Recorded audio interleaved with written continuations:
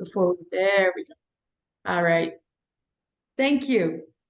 All right, everyone. Welcome. Barb Cardell, they, them pronouns, PWN's program director. We are very glad to have you with us for our third part of our chapter and organizing training. We have talked about campaigns. We have talked about identifying problems and issues, and we're going to just hand it over to Nana to go ahead and dive into our third session. Thank you, everyone, for joining. We're really glad you're here. Nana, over to you. Okay, great. Hey, everyone. So great to see you all. I'm Nana. They're she pronouns. I'm an independent consultant and a person living with HIV. Glad to be here with all of you and see all your beautiful faces for the third and final installment in this summer organizing training series that we've been doing. And it's such great timing because we're in just this brilliant organizing moment where so much stuff is happening in the world and in our communities, and you all are just doing the damn thing. I see you out there, kicking butt, taking names, working on all kinds of different campaigns that you all are leading on various types of issues and organizing to make sure that our community's voices are uplifted and heard.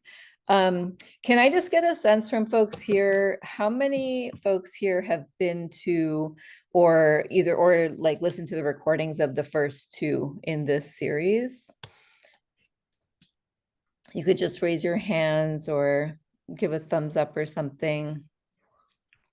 Cool. I see a couple folks. Yeah, a few folks. Okay. Great, we'll give it another minute. If you don't know how to do a thumbs up, by the way, you just go down on your bottom bar where it says react and kind of click on that, I think. Yes. And then it should give you the option to do a thumbs up or raise your hand. Okay, cool. So maybe about half of folks. So that's cool. We're going to recap a little bit of what we covered on the first two today, but this is a series that kind of builds off each other. So I do encourage you, if you missed the first two, to go back and listen to them when you can, because today's conversation will make even more sense if you hear the first two in the series. So good. And I also see that we have folks from all different chapters here and different parts of the country, and we're so glad to have you all. So this is a session that is going to be interactive. As we did on the last two, we're going to have time for breakouts where you all will be doing some work together in breakouts, but we'll also have a lot of time for us to dialogue together as a group. And I will be presenting some slides and things like that, but we're a pretty small group today, so feel free to pop in anytime if you have questions, if you want a clarification. You can just raise your hand, or you can drop your question into the chat, or you can just say in the chat, I have a question, and I'll call on you, when it's a good break point or something like that. So yeah, let's make this an interactive conversation. We know that you all have a lot of expertise to contribute to this conversation as well. So I'm going to share slides. Cool. Are you seeing my slides okay? Boom. So today we're going to be talking about winning campaigns with strategic tactics. And who can give me like a very short, like 2 to 3 sentence kind of recap of what we've already talked about in the first two sessions? It's okay if it's not perfect, just like, what do folks remember?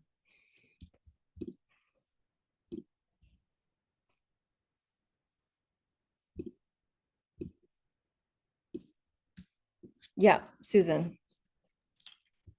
Well, I love the first two. I sort of have notes, and in the first one, of course, organizing basics, we talked about goals, how to set them. We talked about campaign planning. We've included SMARTY goals. We talked about types of organizing, like that there's so many. It can be just for a geographic area, labor organizing, things like that. So much more than that.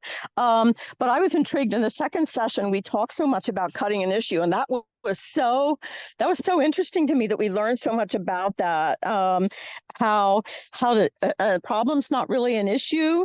In cutting the issue, we learned about things that are important, like to cut the issue, just kind of remind yourselves in your group to stay grounded in your purpose.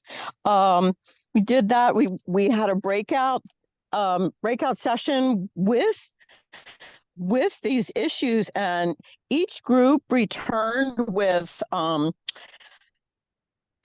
how they did how they framed what they did, and it was really good. I thought that was really helpful to all of us into this. We talked about for a while. I wrote that down, but I think we ended or nearly ended with power mapping. And who will get us what we want? I love that part. Do you have the right person who you're focusing on? Is that the person that's going to get you what you want? And that, I want to stop there. Awesome. Thank you so much, Susan. That was a great recap and summary. Does anybody want to add anything?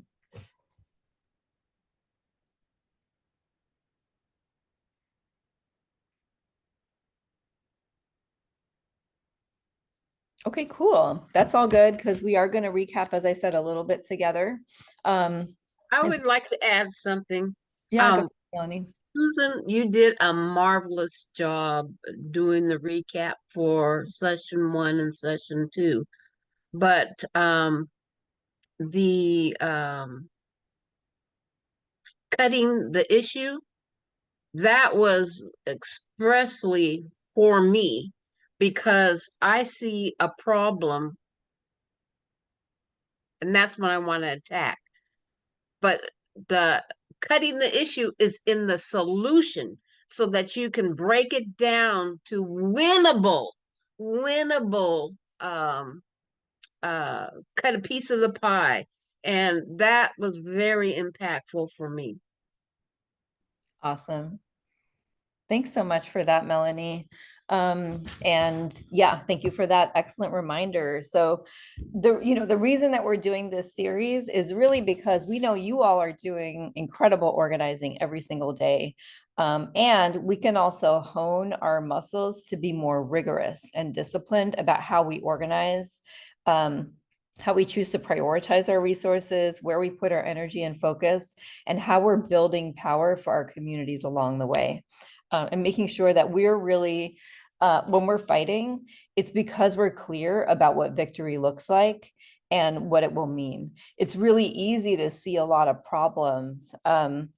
Sometimes it's less clear to understand what role we can have as groups and formations of organized folks, what role we can have in actually solving that problem, right? So, there could be like huge problems like, there's no healthcare access for our communities. That's a huge problem that has to be tackled by lots of different players, and you can come at it from so many different angles. But what's the particular piece that like your PWN chapter could take on and win that would actually make a difference in moving the needle, right? So we really want to think about things in that way. We are here to move the needle. We're here because we care about our communities, not just in principle, but in practice. And so we're here to really do things that leverage our power because we have power. It's not just corporations and politicians and rich capitalists and Elon Musk who have power. The people have power. And what we want to do is exercise it in the most strategic ways that we can to win the world that our communities deserve. And so that's really what campaign planning is all about, is making sure that we have that level of clarity that allows us to know that we're really moving closer towards our goal. And we can measure that, on a timeline. We can look back at what we did and say, here is exactly how we moved closer to our goal. And here's why. And so for today, we're going to just, kind of like recap a little bit of what we did on the first 2 sessions. So making sure that we're clear about how to cut an issue from a problem. We're going to go over, you all spent some time in breakout rooms last time around, cutting issues from a problem that we focus on together. And we're going to talk about, what came up and what we learned during that process. And then we're also going to review power mapping to help us make sure that we are identifying the right target. And then we're going to talk about tactics. We're going to spend a lot of time today talking about tactics. And you'll notice that I haven't talked about tactics yet. We've had already like 4 hours of sessions and we haven't talked about tactics. And that's because tactics, which is the activities that you choose to do to move your campaign forward, those are the last things that you figure out. It can be really tempting a lot of times to be like, oh, I'm pissed off about this thing. Let's have a rally, or let's call our member of Congress, or, let's flyer people, or let's go start talking about this in schools and churches and community meetings. Those are tactics. And though that is the piece of the picture that we want to be visiting last, because we want to be absolutely clear about what we're trying to do, who can give us what we want. We want to be clear about what we want, first of all, right? Sometimes that's the hardest part, is being clear about what our demand actually is, and then clear about who can meet our demand. And then how are we going to pressure that target? What are the kinds of power we're going to deploy to pressure that target? And how are we going to do that specifically through tactics? So I will break that down a little bit more in a bit, but today we're really focused on tactics. And I just want to ask folks to hold that sometimes it might be easy to jump to tactics. It might be easy to say, we're at a meeting and it's like, oh, let's do this, let's do this like community organizing activity. Let's go collect pledges at this fair. Let's do community outreach, and let's hold encouraging each other and ourselves to pause and say, wait, why are we doing that? Why is that the best tactic for us to use? Let's take a step back and look at how it fits into our plan. So again, just starting with a recap. So campaigns in a nutshell. Can somebody who hasn't spoken yet read this slide out for us? Campaigns in a nutshell. A campaign is a series of escalating tasks, each of which builds the strength of the organization, designed to strategically apply pressure on your target so they give you what you want. Campaigns have a beginning, a middle, and an end. They have a clear goal, and you know when you win, and you know when you win it. Thank you so much. You're welcome. Thanks for reading that, Ms. Jessica. So let's break that down. There are a number of different concepts in here and claims being made, right? The first one is a campaign is a series of escalating tactics. What does that mean? Anyone have a thought on what that means? What does it mean to escalate tactics? Escalate means to go up, like it's like baby steps. We start down low and then we go to another step, and then we go higher and higher. That's right. So you're thinking about selecting tactics. And again, tactics are just activities that you're using that are fitting into an overall strategy. So you're using tactics that are applying increased pressure, and you're using them in a particular order. There's a theory to that. That you're following. So, maybe the first tactic is first we go and like raise awareness, or we go and like let our legislators know that there's a problem. Then we start to lobby them to address that problem. Then we start to pressure them and let them know that they're going to lose their office if they don't address that problem. Then we show up and, then we run ads against them. If they're not tackling that problem, right? So escalating tactics, like there's a reason that we're moving, we're escalating, like up an escalator. The second piece in here is each of which builds the strength of the organization. That's a really important part too. What does that mean, and why is that important when we think about campaigns? And this goes back to our first session.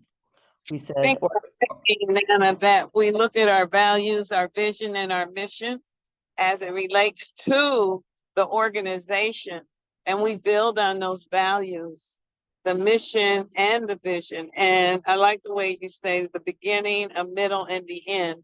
And that's part of the steps of the escalation. That's my understanding of it. Thank you. thank you, Jessie Mona. Does anyone want to add anything to that? Building the strength of the organization?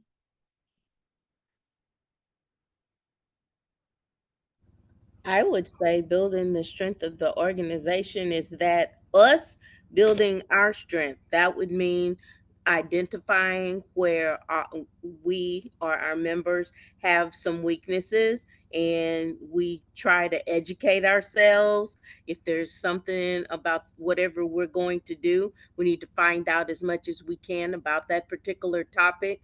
That builds our strength so that when we do act, we've got knowledge, prior knowledge, because we've done our homework and everybody's on the same page. Melanie, you're muted. Sometimes building the strength of the organization means your organization knows that there's something else that they need, and they may need to get a partner or do coalition building, because different organizations have different strengths and different points of how they can get us to the win. Yeah, thank you. And I really appreciated hearing from 3 different people on this one, because actually the way we build the strength of our organizations, and in this context, this could mean like your chapter or your local organizing group, whatever that is, a coalition that you're part of. We can measure that in different ways, but there are ways that PWN measures this. And if you look at like your chapter strengthening or chapter building metrics, for example, you know, some of the things that we measure are, of course, like leadership development, you know, how, what kinds of leadership development is the chapter doing? The level, we have like, you know, different levels of leadership. Are we moving more people up the leadership ladder? Are we recruiting more people into all parts of the leadership ladder? So building our base. Are we building our base? Do we have an increasing number of people who we can call on, who will throw down with us? Are we deepening alliances and partnerships? Are we increasing your chapter's ability to make change happen in your local community, so that when the PWN chapter says, oh, this proposed, you know, cut to the change to the formulary for HIV meds in our state is unacceptable, other organizations are like, oh yeah, PWN says that, that's unacceptable, right? So you want to really think about, in your campaign, you're always trying to also build the strength of your chapter or your group that you're organizing with. Whoops, sorry. And then again, you know, just to restate, these tactics are all addressed to your target, to pressure your target to give you what you want. And again, this is all on a timeline. So these are the steps to designing your campaign. First, you're analyzing the problem. We talked about that in session 1.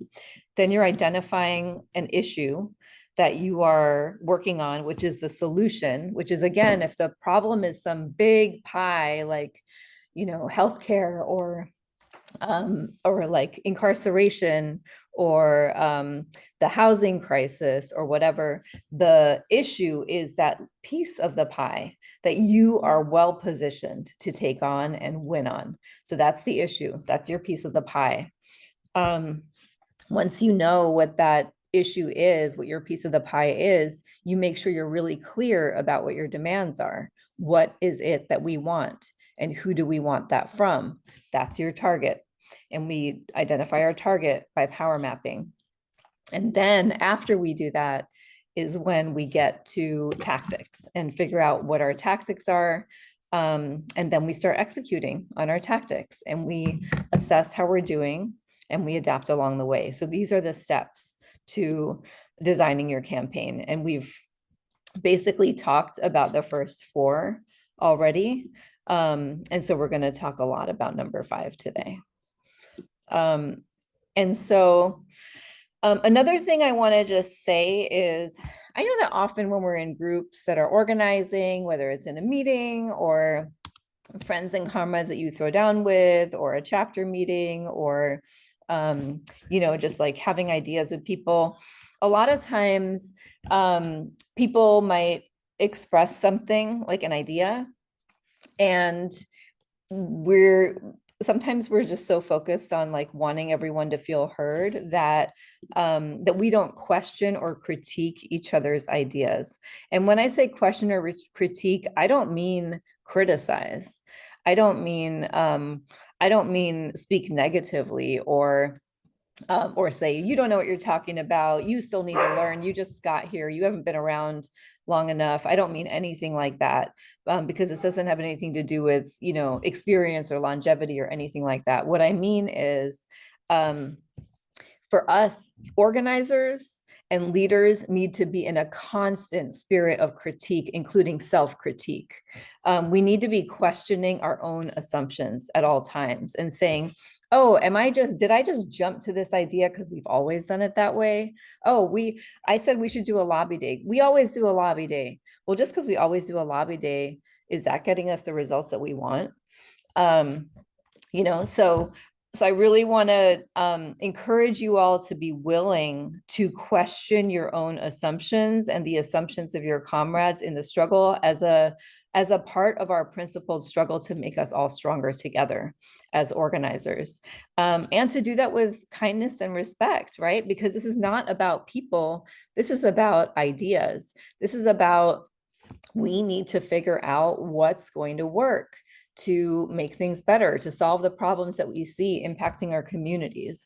And sometimes we get it right and sometimes we don't. And so we want to be rigorous about why we're proposing what we're proposing, what we're going to get from it.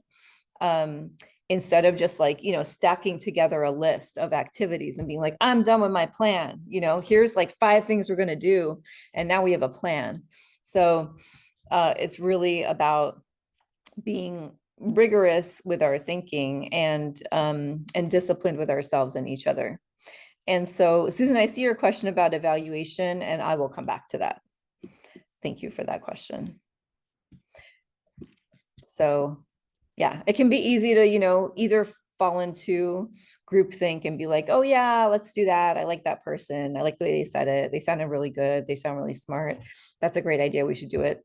Or the opposite, to be like, I never like anything that person says, so that's automatically a bad idea, right? These are things that happen, real things in group dynamics, and that does not serve us. It does not serve our movements. Our movements have to be bigger than our personalities. They have to be bigger than our personal conflicts, our preferences, because what is at stake for our communities is so much bigger than whether we like somebody or whether we agree with them 100% of the time, right? So again, we're really talking about principled struggle. So again, when we're talking about analyzing the problem, just to sort of restate, we're always looking for a problem that is deeply and widely felt by our people. That's the right problem for us to take on, something that people that like our community doesn't really care about, or that like some people don't care about a lot, is probably not going to make enough of a difference in our community's lives to be significant enough for us to focus on. So it should be something that is affecting your people, your community, you know, people living with HIV in your state, or your chapter members, or whoever, or, you know, or like Black and brown women and TGNC folks in your community. Something that like a lot of people really care about. That's the widely felt part. Deeply felt means there have to be enough people who are passionate about it to care about working on it. We can't organize. We talked about the difference between organizing and advocacy and organizing and activism. And, one person trying to move an issue or a small handful of people trying to move an issue isn't how we build power. It's really about bringing folks in and along and making sure that, like, first of all, it's coming from a lot of people. So that's how we look at our problems. And then when we go to cut the issue, we are turning the problem into a specific actionable solution, which is the demand. And these are some of the things that I think you all were naming. The demand should be consistent with your values and vision. It should result in real improvement in people's lives. It should be easy to understand. It should feel worthwhile, at a gut check level. It should feel like, yes, if we had that feels right. That's the right thing, yeah, we need, we need housing. We need a safe place to live. We need housing units. We need like 60 housing units in this particular neighborhood that are all accessible housing units. And it should be winnable. And winnable doesn't mean it's winnable today, but it means that it is winnable over a specified time period. And you have a plan to win. So this is the list of criteria that we have talked through that an issue you select should meet. And it's a lot of the same stuff I just said: real improvement, give people a sense of their own power, change the relations of power, be widely felt, deeply felt, easy to understand, set your group up for the next campaign. So this is a resource that you have and can refer to. I won't go into it in a lot of detail, but I just wanted to revisit it. So with that said, in our last session, we looked at this problem in breakout groups. Do folks remember looking at this problem? Does somebody want to read the problem out again to refresh us on it? Maybe someone who hasn't spoken yet. All right, I will read it. Go for it, Nicola. Okay, problem. People living with HIV in Louisiana are facing criminal penalties, but non-disclosure of HIV positive status to partners and sentence enhancements when they are prosecuted under other laws. Thank you. That's a terrible problem, right? Do we all agree? Is this like a deeply felt, widely felt problem? Anybody here not care about this problem? Me personally, I witnessed that firsthand, and saw that myself, being that I explained that I have a past and I have a record, and I've been locked up in Louisiana, and Louisiana had the people that were considered straight and on their own section, and they had people that were locked up that were. They had people that was doing it for revenge, having people locked up, and that were sentenced. I witnessed it personally, that a person being sentenced and went to prison on somebody putting that charge on them in revenge. So that is a serious, serious thing. Thank you so much for sharing that, Toy. And yeah, this is a serious problem. I appreciate you sharing that, and also disclosing what you did about your own experience. And that's exactly why I think we can all agree that this is a deeply felt and widely felt problem, right? That we care about a lot as PWN and as folks who throw down with PWN. And so on our last session, you all also identified a number of issues to take on. And this isn't all of them. This is the ones I could find in the notes. But these are some of the issues that came up from breakout groups. So educating legislators about HIV, building a coalition to change the law, providing legal help to people living with HIV facing criminalization charges, changing the law so people with HIV are not being criminalized, organize a lobby day, educate the public about HIV. These are some of the issues that folks came up with in the breakout groups. So what I want to ask you all is which of these issues that are listed here are actually issues as we have defined them and why. And I'm going to pull up, just to refresh you all, the some of the criteria for issues. So do folks understand the question? So we had a problem. We had breakout groups. Folks came up with a bunch of issues, like cut it into issues. And these are some of the issues that some of the groups came up with. This is not an exhaustive list. This is also shorthand for what you all came up with. Now we want to talk through which of these actually are issues as we have defined issues and why. And here are some of the most important criteria of what issues should do. So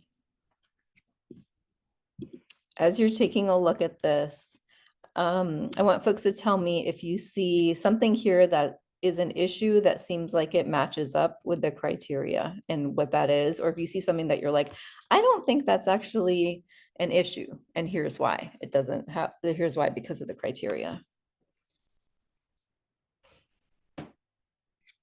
Jessica. I'm asking a question more so than anything. Mhm. I'm looking at the list 1 through 7 to the right, Mhm. and I see more solutions, people trying to come up with a solution rather than them being issues to the right. So like educate legislators about HIV, building a coalition to change the law in Louisiana. Those are, to me, they seem more like solutions, trying to get solutions. I don't know. Yeah, I think what you're identifying is exactly right on. Some of these things are what we call tactics. They are ways that we will do their activities that we would do. They're not actually demands, right? Like our demand isn't we want a coalition. Our demand isn't we want legislators educated. Our demand is we want this law gone, right? Our demand is we don't want anyone to ever be prosecuted or sentenced based on their HIV status in Louisiana, right? So some of these things are a process or a way that we might move towards that, but are not the actual issue. They're not the actual demand, or they're not the actual solution or slice of the pie that's going to address the problem. So I think that's a great point. I'm not sure who Live a Three-Dimensional Life is. That's Alan. That's me. I was saying that 4 and 7, which was to free the people that were already prosecuted, to change the law, which was 4, and then to not have the law altogether, which was not mentioned on the list, would be the 3 issues, and then the other would be tactics, to my understanding. Yeah, I'm sorry, who was that again? Pauline King. Okay, cool. Thank you so much. Yeah, I think that's a really great point. The one thing that I would raise, and so I think what you said is 3, 4, and 7 are the ones that you said would fall into issues. Yeah, 3, 4, 7, and I added to do away with the law altogether, but it wasn't on the list. Yeah, it wasn't on the list. And there could be other, many other types of issues that could be cut that are not on the list as well. Yeah, I think that's a really great point. One question I want to ask you is, I want to ask you to take a closer look at number 3 and the criteria for an issue. Does number 3 alter the relations of power?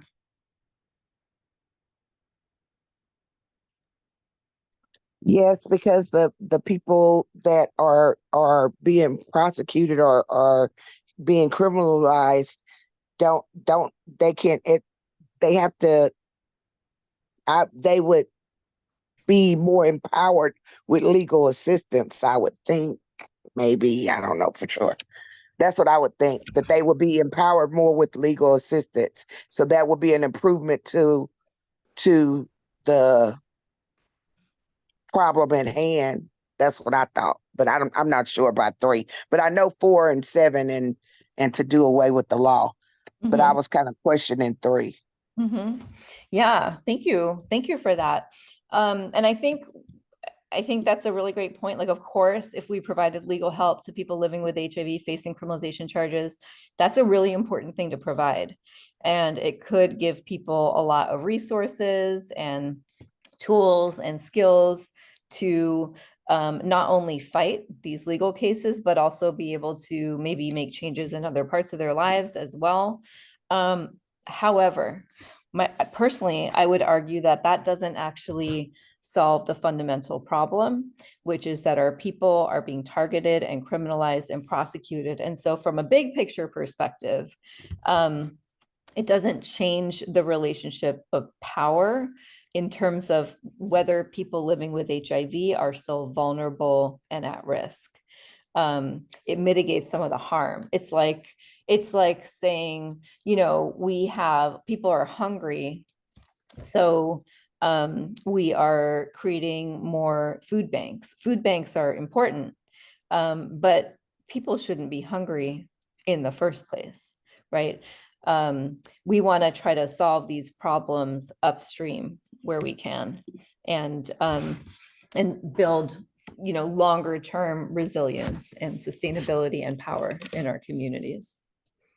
Does anyone else have thoughts on any of I was kind of questioning it because of one of the issues on the left where it says issues should result in improvement in the person's lives.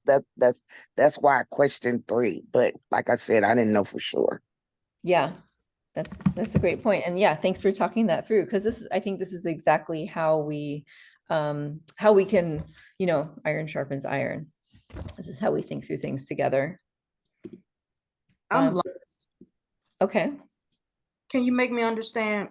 Can you make me understand it? I'm lost. Yep. Yes. Is that Miss Jessica?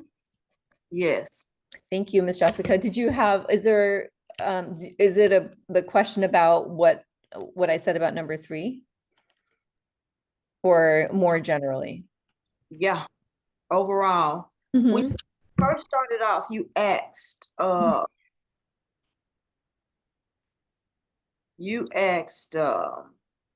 if 1 through 7 were solutions. No, I said solutions. These are issues, right? 1 through 7 is supposed to be issues, right? You can use issues and solutions kind of interchangeably here. So maybe that's a piece of the confusion. The problem is the problem we're trying to tackle, that people are being criminalized. The issue that we cut is the same thing as the solution. And so what I'm asking is which one of these are actually solutions. Some of them are pathways to that probably have a lot of assumptions embedded in them about what will solve the problem. Like, for example, maybe it's a great idea to educate legislators. Maybe it is. But that's not actually the win that we want. We don't want legislators educated. We want the law changed, right? Yeah. So the educating legislators might be a tactic that we use to get there. Similarly with a coalition, we actually don't know if we need a coalition for this yet. A coalition might be a great thing to do, or it might not actually be necessary as a part of our strategy to move towards our goal of getting rid of this law. So again, this isn't about any it's not about questioning approaches that folks are actually doing. It's just saying where we were in this exercise, we don't know enough to know if these are tactics, these are activities that folks would do, or processes, many of them, rather than the actual solutions. Okay. Does that make sense? Yes. Kind of, sort of, yeah. Kind of, sort of. Yeah, thank you for raising the question. Oh yeah, I see Victoria. Sorry, I just saw you in the chat. Go for it. Only if there's time, and only because you were just talking about how we're, how we have to critique each other. So I'm gonna put it in practice. 100. I think you're totally right that number 3 about like providing legal help, it is a tactic. But since I was in the group that was talking about that and like using it as a way to free our comrade, I think the way we usually see legal aid applied is, like you said, just a band-aid. But I do think there's a way, and I've seen organizations do this, that do like a law and organizing approach where they will take, a very select specific cases of people that they want freed to then go on to be leaders and talk about their experience and like heighten the campaign and keep it going, right? So I think that there are ways to do that that do alter their relationship with power. But the way that we normally see it done is just like, yeah, like people are hungry and just, okay, well, let's give them some bread. Well, what if we like, do a free like community store where everybody is like feeding each other all the time? That does like alter the power dynamic. But yeah, thanks. Totally. Yeah, thank you for that. And I think, yeah, again, this is shorthand. And remember that also last time when we talked about like the situation where we work to free our comrade who was unjustly incarcerated, we also talked about like using that to build case law. So I think that there are lots of examples where these could be great tactics also. And right now where we are is in identifying issues. So I just wanted to be clear about that part as well, that we want to be clear about what's an issue, what's a solution, and then think about tactics after that, after we've identified that issue and solution. Does that make sense? But those are great examples. And I think there should always be a lot of room for dialogue as you all are figuring this out, because we're kind of having like a very simplified version of a conversation right now about how to tackle a problem. Whereas you would be in probably like hours of an organizing meeting being like, well, here's what I see. Here's my theory around this. If we did this, we could do that. So let me talk a little bit about tactics and theory of change, because I think that's a good place to go from here. So thank you all for that. So, again, just we're really thinking about in the issue and solution, we want to clarify our demand. And then once we know what we want, what our demand is, so I heard a couple of you say in this case, like we want the law eliminated or we want the law changed. Your target is the person who can give you what you want. They're the person who can meet your demand, not the building, not the body, but the person in the building or the person on the body, the specific person who can give you what you want. If it's a committee, then there are people who make up that committee. Some of them are with you. Some of them are likely to be against you. Some of them are movable, and you're trying to figure out who you can move to your side to get enough votes, whatever you need to win.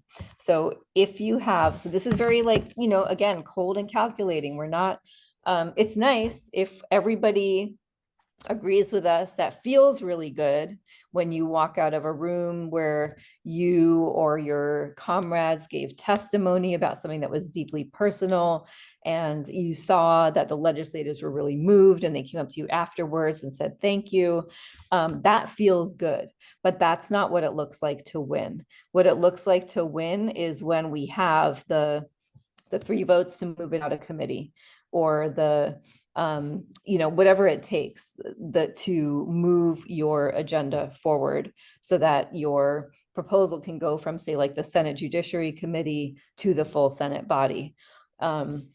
the legislation that you want to pass. And if there's 5 people on that committee and you need 3 of their votes, then your focus is on getting those 3 votes lined up. And maybe you already have one in the bag because you already know this person, you know, cares deeply about this issue. You need to figure out who those other 2 people are. And those are your targets. And you're going to be figuring out those targets on your power map. Who are the priorities? Who's most likely to be movable? Who are you most likely to be able to pressure and leverage? And again, we do that by power mapping and figuring out who can make the change we're seeking, what is going to persuade them to say yes, and how we are going to apply pressure on them. And this is the diagram, again, that we can use for power mapping. It has axes. And I hope this is something that you all can do in a future meeting or something, because we didn't really have time to get into it, unfortunately, in this series. But you can literally, you know, you can do this with a group in person. You can put this up on butcher paper. You can have sticky notes and just be moving potential targets around. And the goal here is not just to put notes up and be like, okay, everybody take, you know, 20 minutes to write down potential targets and place them where you think they are in our power map. No, the goal, the end product you want is really the dialogue and shared understanding of who you're placing where and why. So this is a very interactive and iterative process that you would want to go through with your chapter or the group that you're organizing with, your coalition, whoever you're working on your campaign with. And because again, we want to be able to disagree with each other. Like Victoria just did, and say, oh, actually, I think this target has like less power than is reflected here. And here's why I think that. And actually, I think this target needs to be moved up the power axis. They have more power than we thought in making this happen. And here's why. So this is a very much about how you develop your theory of the campaign and make sure that you're clear about who you're prioritizing, targeting, and why, and that your whole group is in alignment around that, because that's how you're working on your campaign. Does anyone want to add anything to power mapping?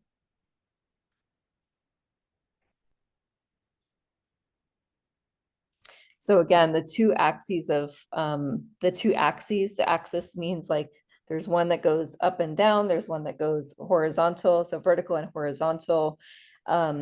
And you're looking at on the vertical axis, least powerful to more powerful. That doesn't mean powerful in general, right? Like we don't necessarily need the president of the United States, President Harris, at the top of our power map to change the law in Louisiana, because President Harris may not actually have any purview over whether that law in Louisiana gets changed, right? Even though she's the president of the country. That doesn't mean that she has the most power in this situation. The person with the most power in this situation could be a local legislator. It could be, so really think about who has the most power over this particular issue. And then I see your hand, Crystal.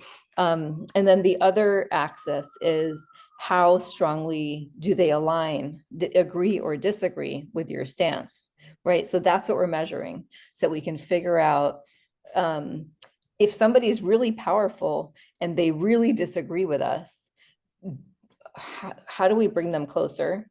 They don't have to agree, but we have to apply a lot of pressure because they have a lot of power. So we have to really pressure them, even if they don't agree with us, to come along and do something that we want them to do. Crystal, what are you going to say? I agree with everything you shared.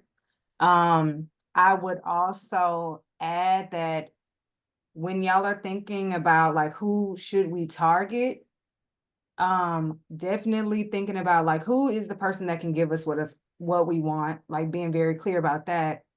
another target you might want to think about is like, who is someone we can bring along, or another coalition of people who we should target to get on our side to build even more power. So I think there are layers to it, but definitely being clear, like ultimately who can give us what we want, and then who else do we need to bring along.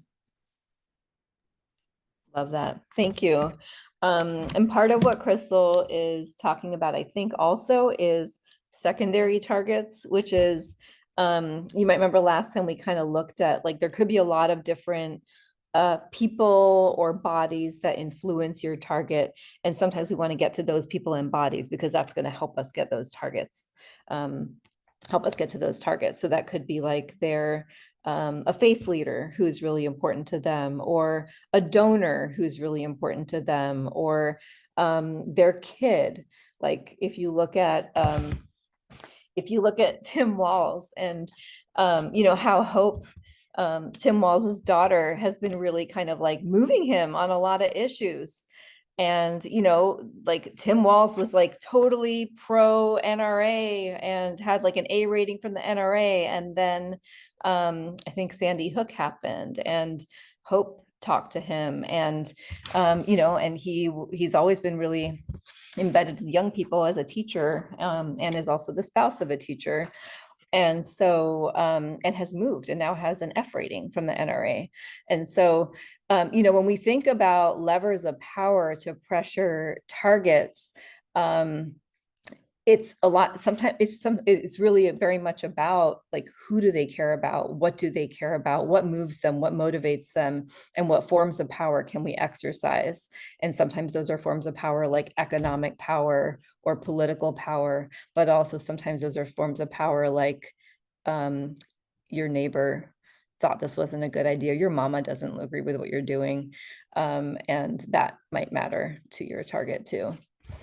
So yeah, thanks for that, Crystal. And that's very much also where we can think about alliances and partnerships with other groups that may be able to influence our targets as well. Okay. So again, when we look at, specifically we want to change this law so people living with HIV are no longer criminalized in our state.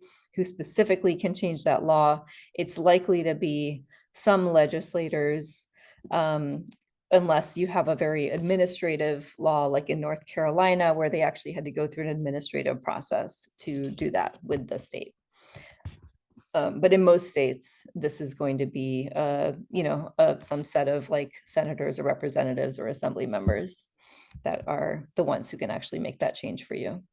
And out of that whole body of maybe like a couple hundred legislators at your state level, you actually don't need every one of them to win. You just need the ones that you need to win. So that's what we mean about identifying your targets. You don't need to target like the 200 members of your state Senate and House. You need to target the right ones on the right committees who are movable and who are going to be swing votes. There might be like 50 that are never going to vote with you, but maybe there are 3 that are a swing, and those are the priority. So one day maybe we'll have time to do like a full-on power mapping session, and that would be amazing also to get to do that together. So I'm just going to put that out into the universe and see if we can manifest that sometime. That would be, maybe like a half day kind of thing to do together.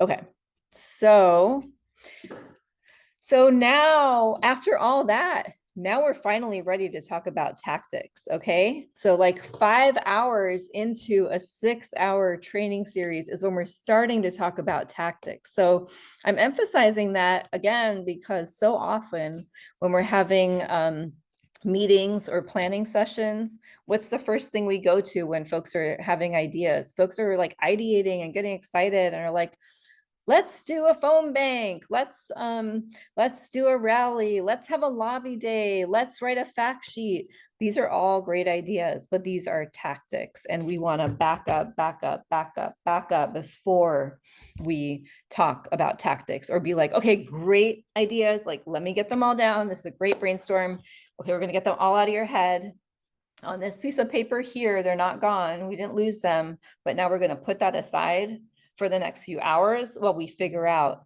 our problem, our solution, our demand, and our target. And then we're going to come back and revisit all these and be like, do these fit in to our plan? So that's where we are now. We're talking about choosing tactics.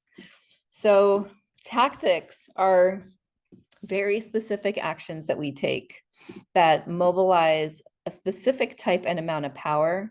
They're directed at a specific target, and they're intended to achieve a specific objective.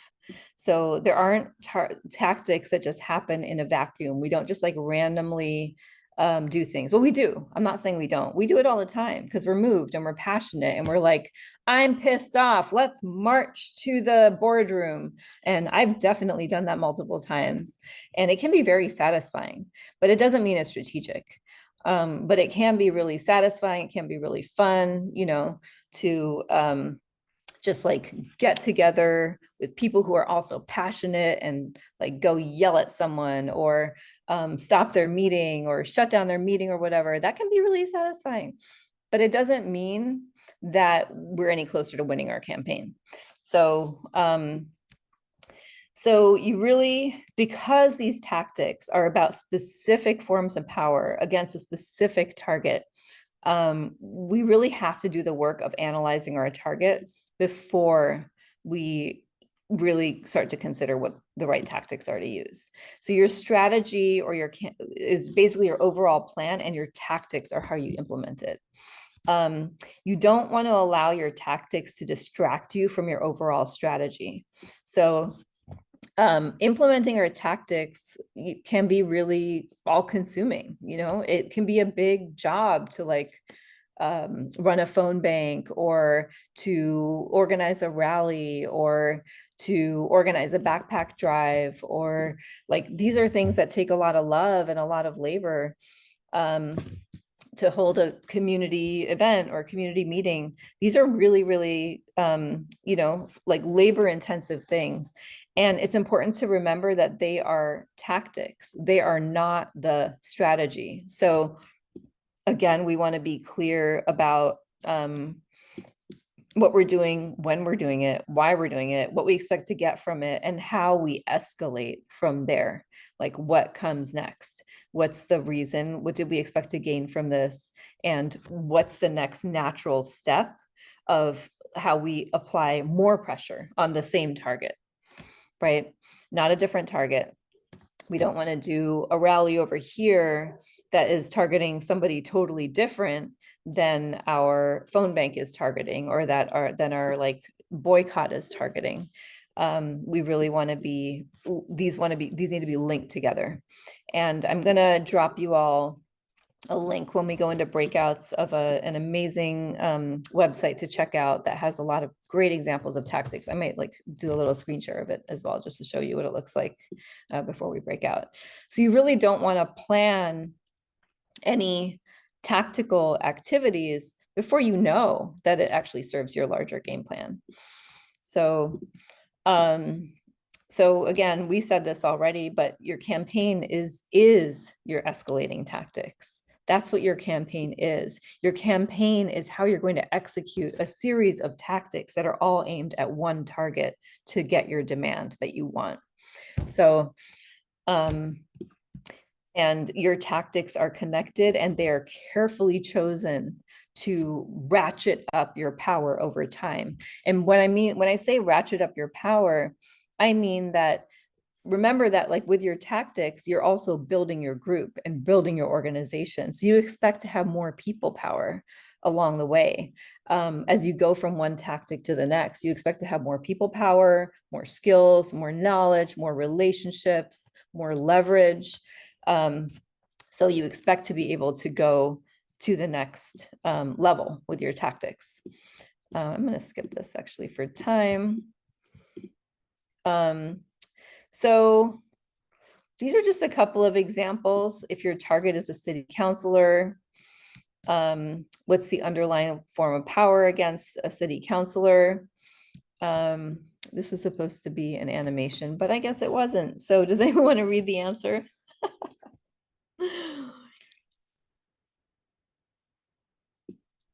So if you're targeting a city councilor, what form of power can you try to leverage against them? You want me to read the answer? You can, or you can interpret it. Go Well, for it. I haven't read it. Our chosen tactic should cost them votes or donations to their campaign. So you are looking at their constituents and their donors. Just embarrassing this city councilor isn't a form of power unless it leads to a loss of votes or money. So constituents and who funds their campaigns. Yeah. And that's not to say there isn't a role for like shame and embarrassment or, putting elected officials on blast about things. But what we want to be careful of is that we don't get so attached to this idea of like public shaming them, like our signs, like Governor Schwarzenegger, you have blood on your hands when our governor was cutting the ADAP program here in California. That was important. That was important and like a satisfying message to deliver with like great visuals of like literally like blood dripping from hands and being like, HIV medications in crisis and things like that. But it has to be linked to an actual political strategy that's going to work to pressure the governor in that case to change the funding plan for the HIV assistance program. I think I saw another hand. This is Lori. Yeah, hey Lori, go When you ahead. say constituents, do that mean the person that votes for them or the person in a region? Yeah, so in this example, if it's like, say it's a city councilor, it's somebody who's elected, then some of the things that we know can hurt them are taking away their votes for their next election or taking away donations to their next campaign. Those are examples of things that we know can be used to pressure them. There may be other things as well, but those are things that we know could be used. Okay, thank you. Let me ask this question because one of that I think about is some of the issues, and I'm gonna use Texas, some of the issues that are really that we're really fighting, like reproductive justice, which a lot of people think reproductive rights, immigration, and things like that. The issues itself, targeting and bringing awareness to issues sometimes can take away votes from certain candidates because you're bringing awareness to the issue, not the person. It can, and it can also bring votes to those candidates. So, okay. Unfortunately, like, sometimes awareness can go both ways. So it is important to just be really clear and strategic about why. If that's your assumption that by raising awareness that Governor Abbott is directly contributing to immigrant death. If your theory is that by raising awareness of this, we will get more votes for our side or change the governor's mind through this kind of shaming, then that's fine. But it's just important to name that these are the assumptions that are contributing to the actions we're taking, because we don't want to just assume that we know that when we raise awareness of that's not going to backfire on us. And that's a common thing that comes up with HIV criminalization, right? So, and this is really hard because it's really like terrible to imagine that people could could vote in ways that are so hateful and bigoted. But it is a really terrible thing to imagine. But this is part of why in a lot of HIV decriminalization work, we don't necessarily go for a lot of big public media, because when more people know about laws that can be used to criminalize people living with HIV, there is some evidence that shows that sometimes they may use those laws more, or they might express support for those laws. That happened to us here in California. When we were modernizing our HIV criminal laws, we tried to keep the work kind of under wraps because we were worried. But then Bill O'Reilly picked up the story like after it had passed our state Senate and our state assembly. Bill O'Reilly covered the story on Fox News and said, this is what California voters are doing. And this bill is sitting on the governor's desk. And there was just like a slew and onslaught of hate on social media, phone calls going to the governor's office by a lot of organized groups saying, you can't do this, you can't sign this law decriminalizing HIV because these people are, running around, they're like rapists and murderers. And I mean, it's really horrible, hateful stuff that we hate to hear, and we can't believe people would think that. But my point here is that we have to be rigorous and critical about the assumptions we are making that are driving the tactics we choose. We don't just want to believe that because we want the world to be a certain way, it is that way. We're trying to win.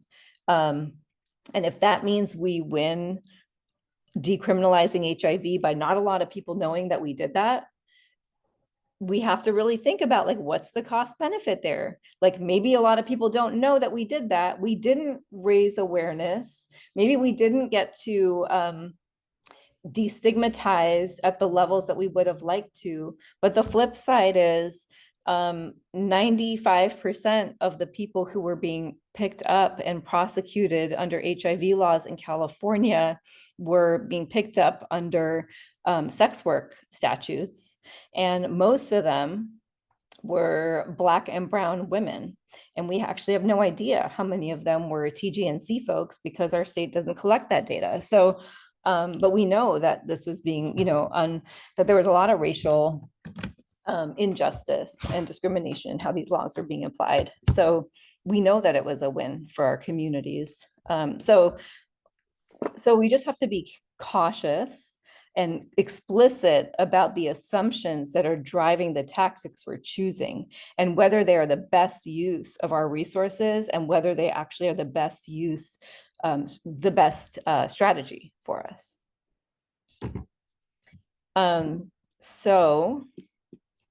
Yeah, so we really want to, so again, this is a really simplified way of saying this, but basically some of the things we could look to target with a city councilor are, we want to make sure they're hearing from the voters in their district, in their city council district, that's their constituents. They probably don't care as much about voters outside of their district, what they're saying. And we can also think about like campaign contributions as a place to look. Here's another example. Your target is a bank that is foreclosing on vulnerable elders in the community. What is the underlying form of power against a bank?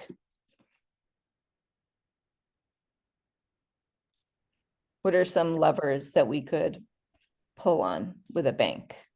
What do banks care about? Money. Come on, say that, right? So, and where does their money come from? Us. The bank members, who's a member of the bank, Exactly. who has accounts in the bank. That's right. It comes from their customers. So, We close our bank accounts. yeah, if we can get like, a huge number of people to pull their money out of that bank, that is a way of exercising economic power, like a rent strike or, against a terrible landlord or something like that. That's a way of exercising our power. Also, banks are regulated by well, allegedly regulated, right? Yes. That's Allegedly repeat, they're regulated. So allegedly. that's another There is the we could hoops, think but about targeting is like we could think about you know, pressuring their regulators as well. So yeah, so in a nutshell, you know, we're really looking at economic power here. We want to cost the bank customers. We want this to come at a cost to them, or get their regulations tightened so that they can't do these foreclosures anymore. What And about protests outside the bank? How would that work? yeah, what do you think? How would that work? What do folks think? What about protests?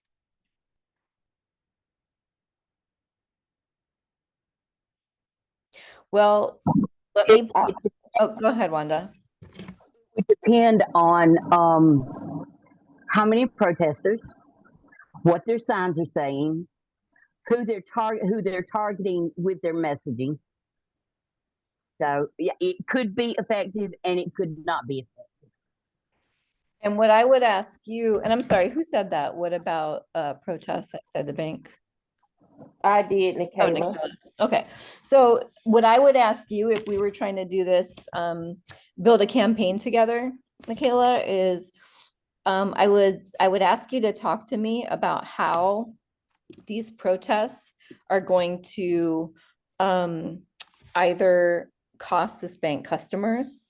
Like, how do we know that they're going to cost this bank customers? Or how are these protests going to pressure the regulators? Or do you have another avenue of power that you are proposing to consolidate through these protests? Like, how are you going to use these protests to actually get what we want?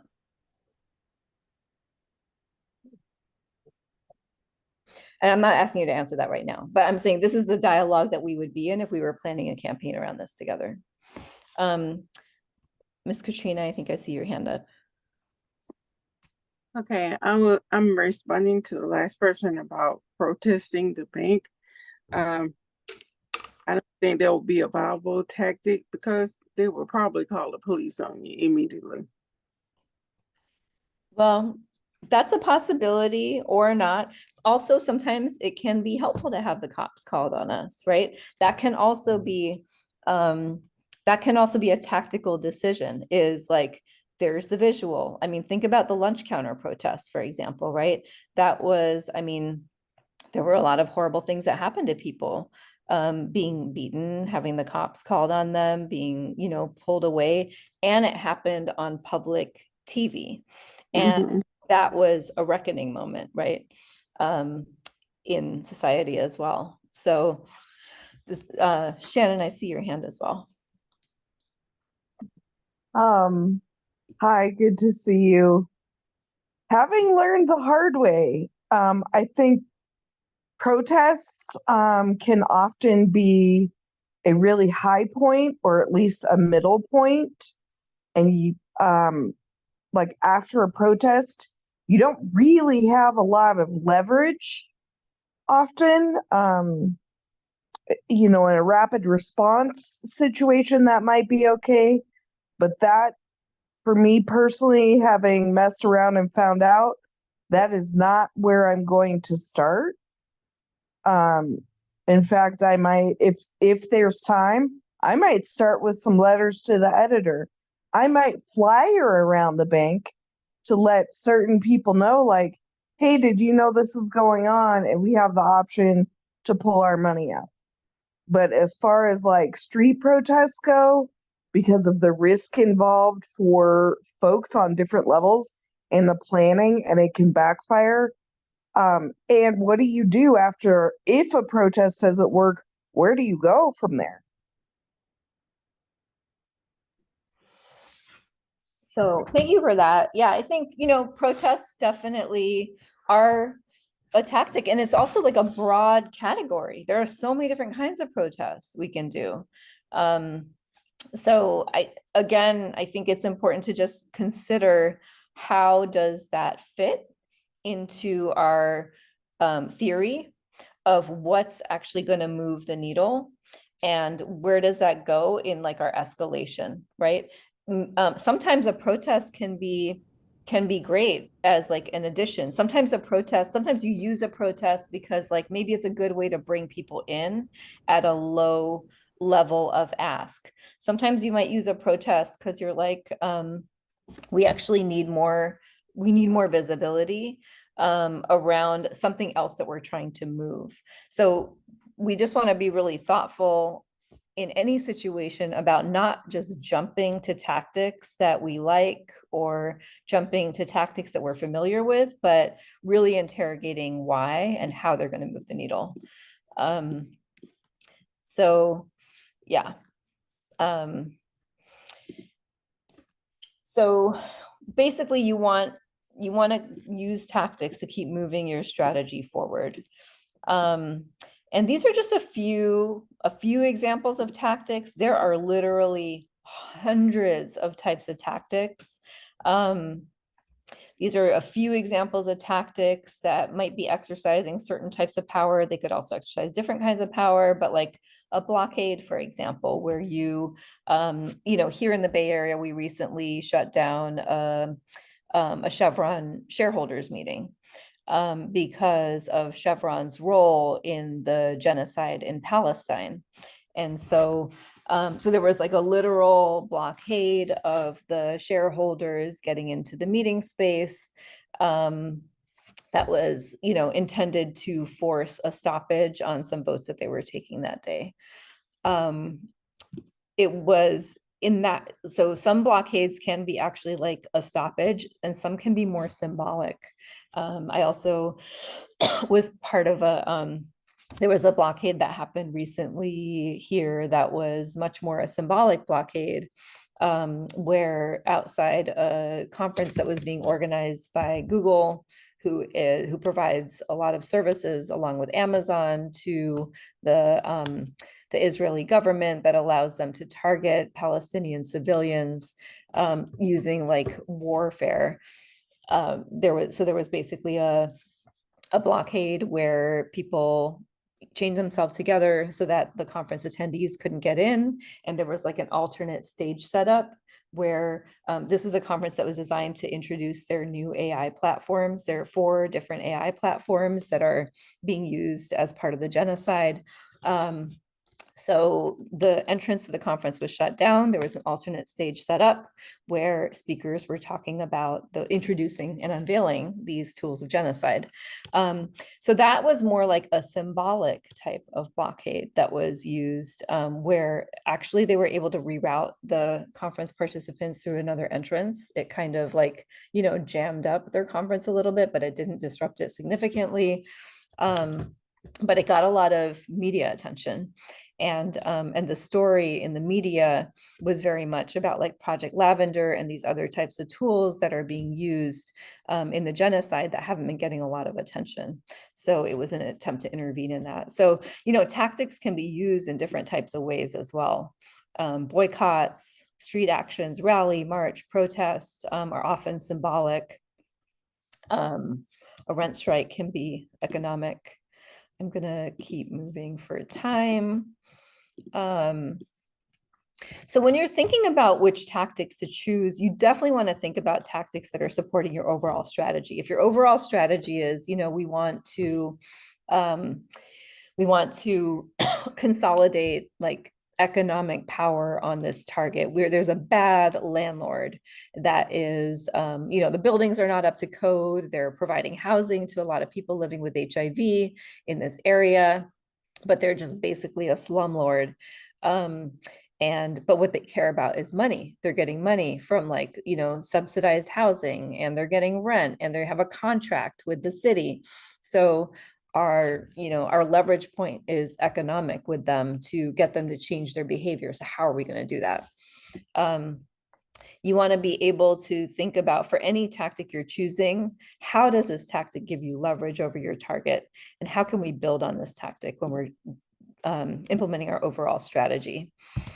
And this is also part of what I was saying about assumptions and what's your theory. And I think people have raised a couple of examples that I asked about, like, what are your assumptions behind that? Like Tana was raising with the, if we raise awareness of the terrible things that, Texas is doing on reproductive justice and immigration, for example, does that move us forward? So that's what's called a theory of change. It's basically like, if this happens, then that happens, because being able to, like, answer the question of because. So you fill it out, like, you kind of think about it as like a Mad Lib. If X, then Y, because Z, or ABC, or whatever. And these, again, are the conversations that you want to be having with your comrades when you're thinking about tactics. So we believe that, and we believe this not just based on like our passion and because of what we think is right, but we believe based on evidence that if we pressure this legislator in this particular way, then they will vote this particular way. We believe that because of what we've seen with their voting record in the past. And we believe that that is going to move us closer to our goal of passing this legislation, because that gives us one more vote and we just need 3 more votes. Right. So you want to be having kind of like that level of conversation as you're thinking about tactics. And the other thing is like really expanding your tactical toolbox. And this is where I'm going to share you all on a website that has like great examples of tactics and stuff that folks can use. But can folks just like name some tactics you're familiar with or that you like, some of the tactics you like to use when you're organizing? Tell me something you've done recently in a campaign. Calling state representatives or like our Congress members to let them know about an issue that's happening. Totally. Yeah. Letter. Letter writing, calling elected officials. We did like a sequence in Louisiana, but that was like almost a year ago. But we did where we educated, and then we went back and we modernized, and then our next is to try and completely take it out. So it was like step, because we knew just starting out, they weren't, because of their past things and repeals and things of that nature, that they weren't going to just jump to crossing the law completely out. So we used tactics going in sequence, going on up the ladder, which from outside looking in looked like we weren't doing anything, but it was a tactic that we used to try and get to our overall goal of getting the law completely off the books. And you did that by working with the legislators? Yeah, first we did educated information to all the legislators, went in, talked to them, educated them about HIV and about the law and why we felt that it was unjust. Then we went in and got someone that was newly there, that we made a mistake, but we that was our tactic, was to try and modernize the law, which it didn't get modernized like we wanted it to, but we did make that try to do that. And then after that, we said we were going to try and go in and get someone to support it to completely take it off the books. So we went step by step.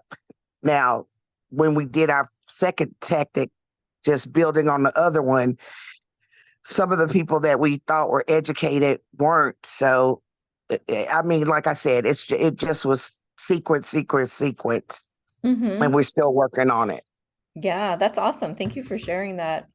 And I'm also seeing some other tactics popping up here in the chat: testifying in person, writing testimonies. I know someone mentioned earlier, writing op-eds, protests, sending Slack and Hustle messages, giving Narcan to legislators. Yeah, these are also awesome. storytelling. Storytelling to your legislators is a good tactic too, that I've seen used before. Yeah. So and have changed minds. There are so many different kinds of tactics folks can use. Can anyone think of like a really creative tactic you've seen that you liked? That you were like, wow, that was a great idea. That was so cool.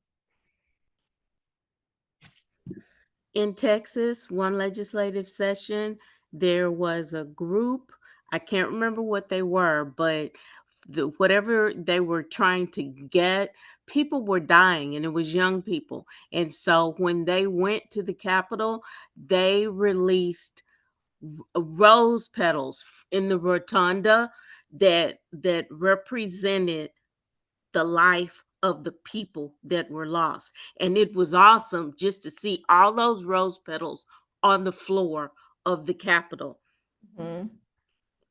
That was an I also awesome tactic. That's I powerful. also saw with when they had the opioid, and I don't know what state it was in, but they went into the uh legislator and just laid like it's laid on the floor and had someone to announce that the people's names of the people that were affected who had died from opioid abuse, and they just had all of them like they were dressed as though they were, you know, passed away, and they all were on the floor of the uh in the lobby of the legislator. And it wasn't like when the person narrated the people's names and who were affected, it wasn't like they could just be a number. So I thought that was real powerful. Mm-hmm. Thank you all for sharing these. I was asked to make sure that we have time for breakouts, so I think I'm gonna have to skip some other pieces of like tactics. But there are really great ideas also coming up in the chat. Projecting images onto a detention center where they can't do anything, right? Because that sounds amazing. I've seen people do like a people's tribunal, like putting someone on trial, like a war criminal, for example, on trial publicly, and kind of like broadcasting that and saying we're having a people's tribunal to like try them for what they're doing. What I really want to encourage y'all to do is like when you see an action or hear about something that you think is inspiring, see what you can find out about how they did it, what they did. Because the more tactics we learn about and become aware of, it's just like cooking.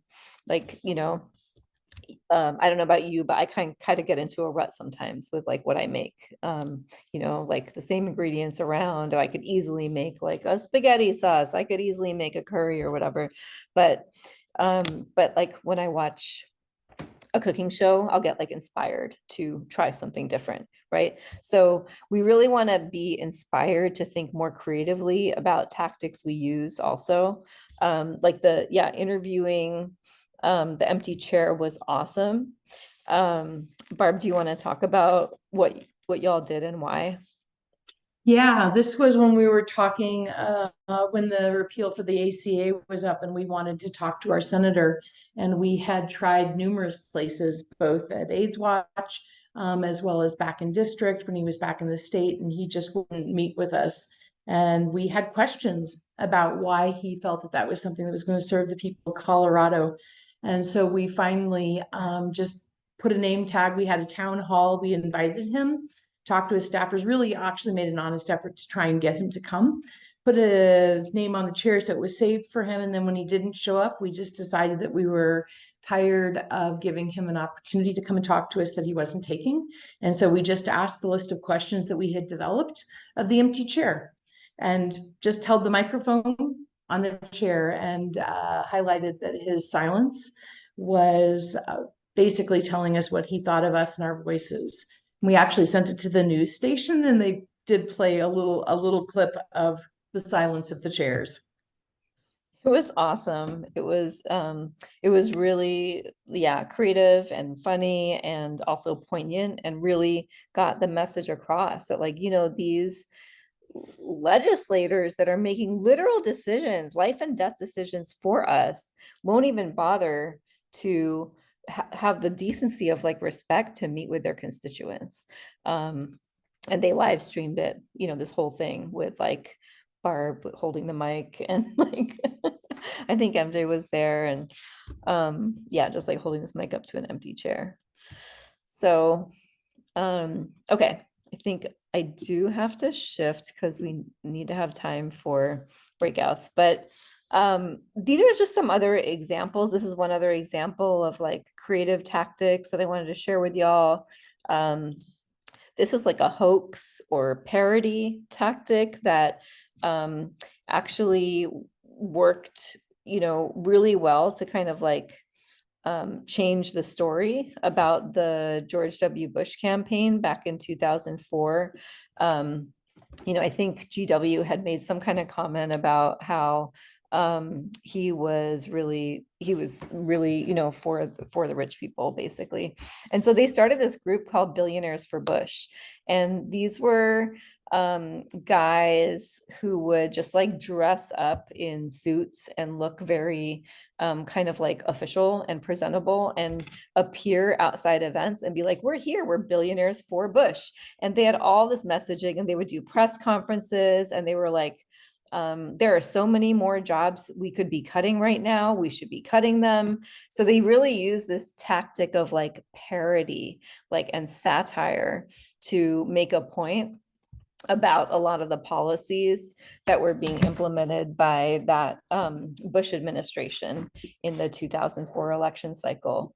There's another example I was going to share, but I think we're out of time. So what I'm going to do instead is I'm going to drop y'all a link to a tactical website to take a look at.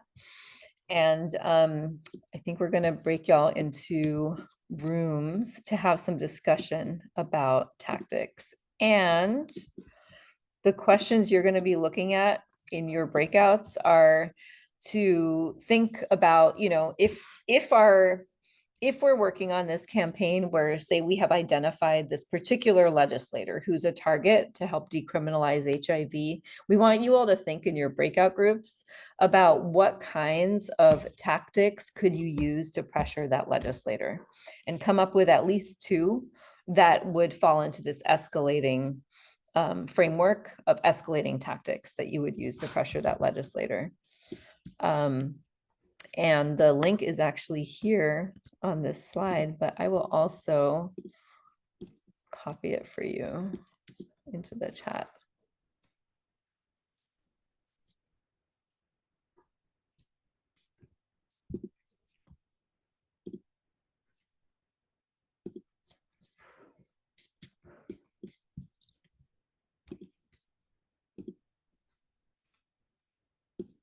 Great. And Nana, are you ready for us to start the breakout rooms?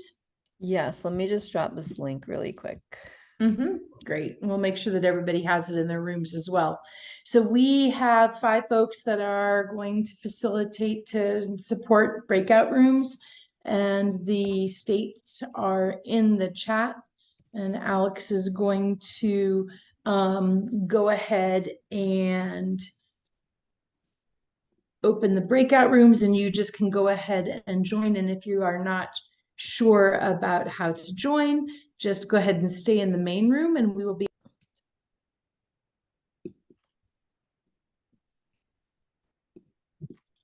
Welcome back, everyone.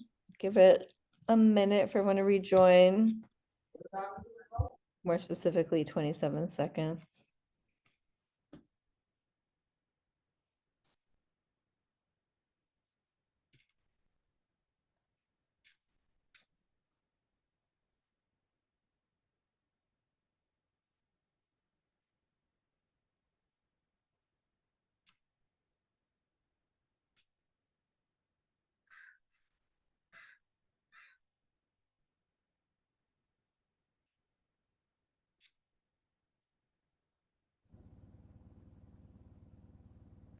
Okay, cool.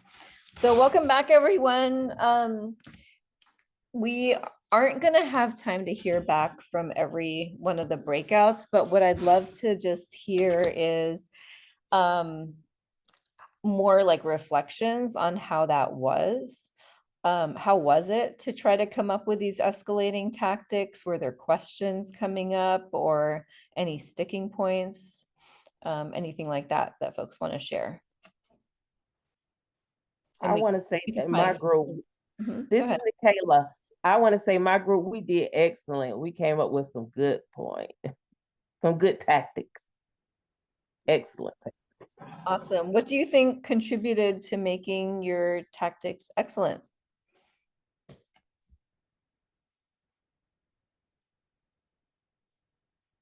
What was? We kind of thought outside the box.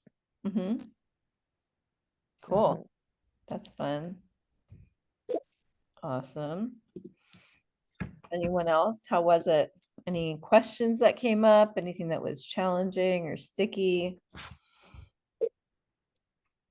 Hey, this is Shawanda from Houston. You know, every time I hear one of my PWN members from Houston, especially Angela, she comes up, she is like the voice of reason. She came up with some very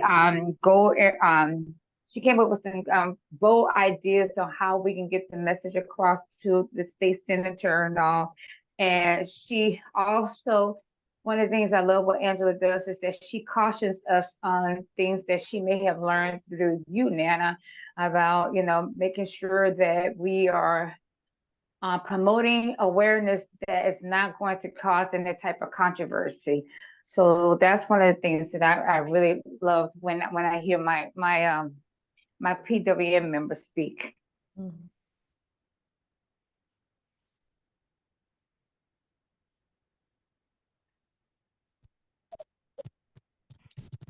Wanda?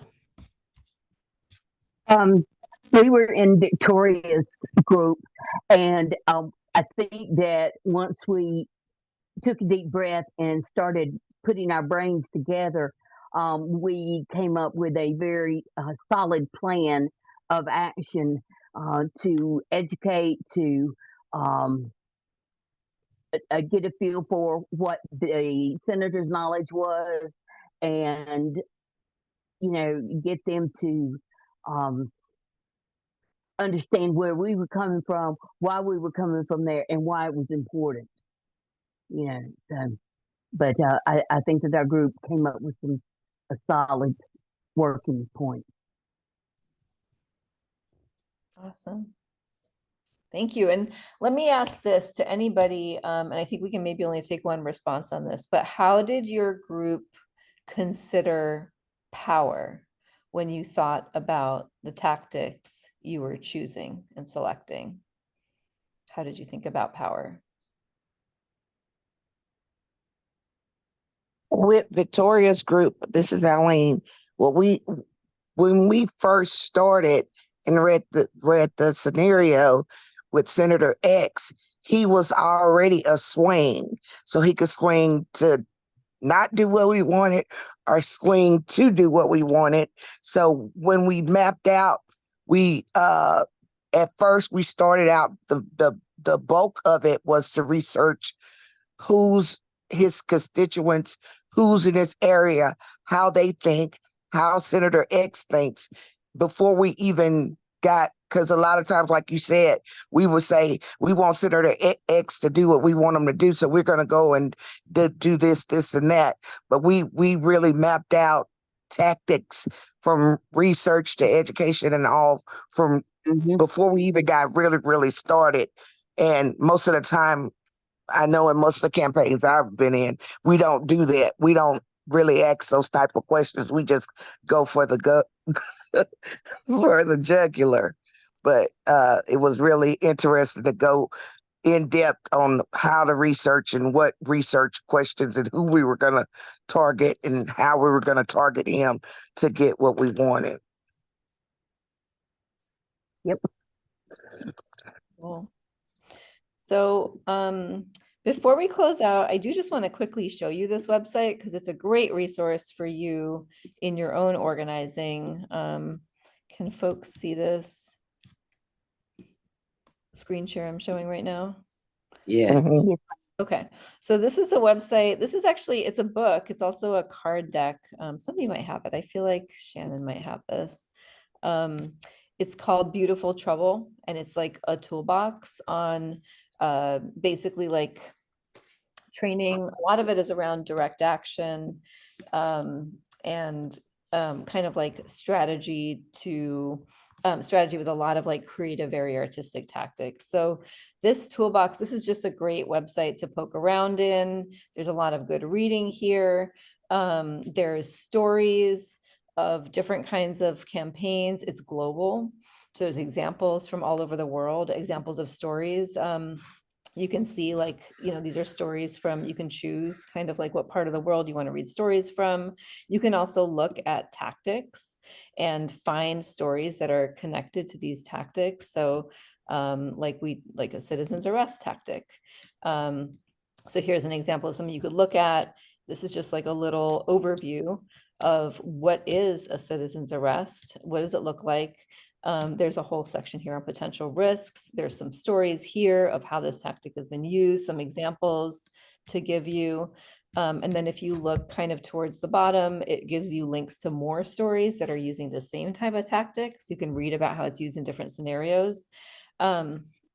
It's also like, a lot of actions are not just one type of tactic. There may be multiple tactics in there. So these are all live links to like these different types of tactics: hoax, identity correction, search and seizure.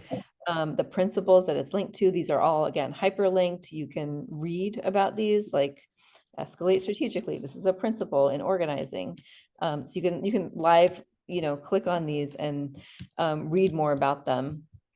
And the theories behind this type of tactic, the methodologies. And again, these are all clickable links, and they're all attributed to who submitted this or wrote this piece up.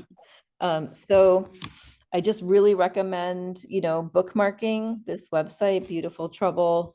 I did drop the link in the chat for y'all. Bookmark it, play around on it. It's inspiring, it's fun, maybe like every so often take a few minutes on there to just like read and learn and see what other folks are doing and have done, because it can really expand. I know for me, it can really like expand my mind in terms of like possibilities, and also rigor, like understanding the principles and the theories that are underlying different types of things we do, so that we can think critically about when to use them and when not to use them. And, a big piece of success in organizing is surprising folks. So we can only do so many sit-ins at congressional offices, so many, rounds of phone calls or letters or op-eds or rallies or protests before it's no longer having an impact. So so also thinking about how we can like surprise our targets with our creativity and things that they weren't expecting, and and develop our own kinds of tactics as well. So with that, I know we are almost at time. I see Barb just dropped an evaluation link into the chat. If folks could take a couple minutes to quickly fill that out. We would love to have your feedback on this series. It was a very compressed series to do this amount of content in. But I know that we hope to be able to bring you, other content like this in the future. I know a lot of y'all are getting ready to go into a pretty intensive season of a lot of work and a lot of organizing, whether it's on elections or on issues that you're working on. And so that's the reason that we timed this series for now, so that y'all would be able to kind of like step back, integrate some of this, hopefully some of this, into your execution that you're doing over the fall. And then we definitely can, have more trainings like this in the future and more series like this in the future. And I'll turn this back over to Barb and the amazing PW. Excuse me, Nana. Yes, go I'm ahead. sorry. Could you drop that link back in there again? And because I can't, I don't see it anymore. I will do that. Give me 1 second. Thank you. Sorry about that. And we'll go ahead and make sure that everyone has the link emailed to them, as well as a reminder for the survey, because we really would love to hear what you think about the series and how we can continue to build on this work moving forward.